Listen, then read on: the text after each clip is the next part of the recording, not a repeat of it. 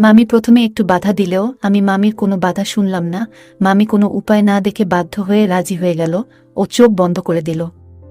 Hello বন্ধুরা, প্রতিদিনের মতো আজকেও আরও একটি নতুন ভিডিও নিয়ে চলে এলাম। আজকের গল্পটি পুরো দেখলে নিজেকে সামলে রাখতে পারবে না, তাই গল্পটি পুরো দেখার অনুরোধ রইল। বন্ধুরা, আজকে আমি বলবো আমার মামার ও মামির ফুলশয্যা কিভাবে আমার আর মামির মধ্যে হয়েছিল এবং আমি মামির সাথে কি কি করেছিলাম আজকে তোমাদের সাথে শেয়ার করব। বন্ধুরা, আমার নাম রূপম, আমার বয়স 20 বছর। অন্যান্য ছেলেদের মতো বয়সের দোষে যেটুকু পরিবর্তন আসে তার সবটাই আমার মধ্যে এসেছিল। মানে নেশা করা, প্রেম করা, পর্ন দেখা, এসবই আমি করতাম। সদ্য পাকামো শুরু হয়েছে।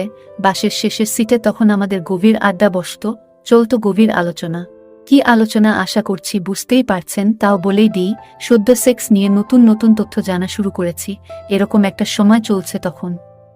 তবে সময় আর সঠিক সুযোগের কারণে কিছু করার অনেক ইচ্ছা থাকলেও সেটা এখনো হয়ে ওঠেনি। তবে আমি কিন্তু দেখতে খারাপ না, আমার চেহারা খুব হ্যান্ডসাম না হলেও মেয়েদের কাছে যথেষ্ট আকর্ষণীয়। সেটা তাদের আচরণ দেখেই বুঝতে পারি, তবে যাকে একবারে পছন্দ হবে সেই রকম কাউকে পাইনি এখনো। যাই হোক, আমার একমাত্র মামার বিয়েতে আমাদের ফ্যামিলি শুদ্ধ সবাই গেলাম। আমার মামা ব্যাংকের ম্যানেজার। আমার মামার বয়স প্রায় 35 বছর, দেখতে মোটেও ভালো না, তার উপর প্রচুর মদ খেত। মামার চেহারার কারণে ভালো মেয়ে পাওয়া যাচ্ছিল না, তাই বিয়ে করতে করতে এত বয়স হয়ে গেল। সবশেষে এক মধ্যবিত্ত পরিবারের মেয়েকে পছন্দ হয় সবার। মেয়েটি দেখতে অসাধারণ সুন্দরী, তবে ফ্যামিলির অবস্থা ভালো না, তাই তারা মামার মতো বড়লোক জামাই পেয়ে মেয়েকে বিয়ে দিয়ে দেয়। যাই হোক, বরযাত্রী গিয়ে প্রথম মামিকে দেখলাম আমি, দেখে আমার শরীর কেঁপে উঠল। শালা, এ কি মাল বিয়ে করেছে মামা! মামি ছিল আমার দেখা এখনো পর্যন্ত সব থেকে সুন্দরী মেয়ে।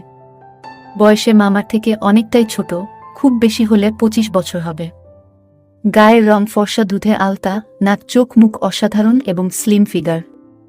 আমি ভাবলাম এই রকম সুন্দরী মেয়েকে মামার মতো একটা লোক খাবে। আমি তো এতদিন এরকম একটা মেয়ে খুঁজছিলাম।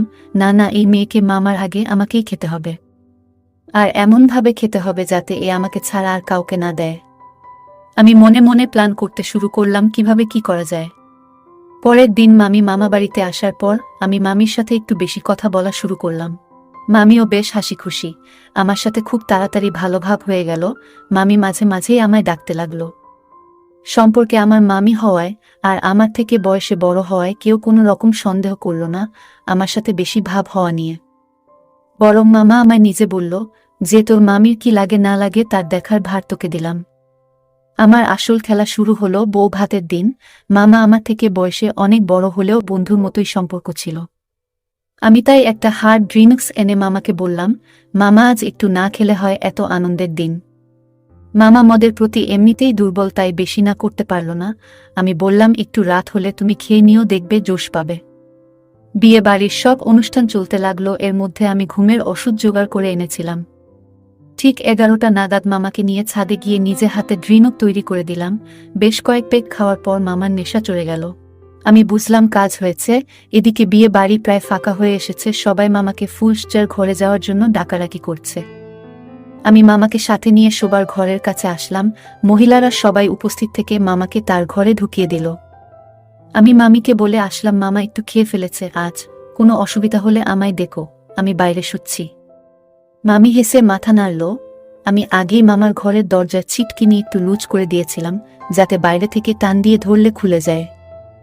যাই হোক, সবাই যে যার ঘরে শুতে চলে গেল, আর আমি বাইরে একটা সোফার উপর ঘুমানোর ভান করে পড়ে রইলাম আর অপেক্ষা করছিলাম। প্রায় 1 ঘন্টা কেটে গেল। চুপি চুপি মামার ঘরের দরজায় কান পেতে শোনার চেষ্টা করলাম কোনো আওয়াজ পাওয়া যায় কিনা, কিন্তু কিছুই শুনতে পারলাম না। আমি আবার সোফায় এসে শুলাম। প্রায় আধ ঘন্টা পর মামার ঘরের দরজা খুলে গেল। দরজা সামান্য ফাঁক করে মামি উকি দিল। আমি তাড়াতাড়ি দৌড়ে গেলাম। মামি আমায় দেখে বলল, দেখো না কি অবস্থা, তোমার মামার তো কোনো হুঁশ নেই, আমি কি করব। আমি দরজা ঠেলে ভিতরে ঢুকলাম, দেখি মামা খাটের উপর শুয়ে অচৈতন্য হয়ে নাক ডাকছে। আমি মনে মনে হাসলাম। মামিকে বললাম, চিন্তার কিছু নেই, মদের নেশায় বেহুশ হয়ে আছে, সকাল হলেই ঠিক হয়ে যাবে। মামি একটু চিন্তার গলায় বলল, আমার ভয় করছে, তুমি একটু থাকবে এখানে। আমি হেসে বললাম, ভয়ের কিছু নেই, তবু তুমি যখন বলছো আমি থাকছি। যাও, দরজাটা ভালো করে বন্ধ করে এসো। আমি এখানে আছি সেটা যেন কেউ জানতে না পারে। মামি তাড়াতাড়ি দরজা বন্ধ করে দিল। আমি মামির দিকে তাকালাম। মামিকে অসাধারণ লাগছে। বউ ভাতের সব সাজ খুলে মামি ফুলসজ্জার আলাদা লাল শাড়ি পরেছে।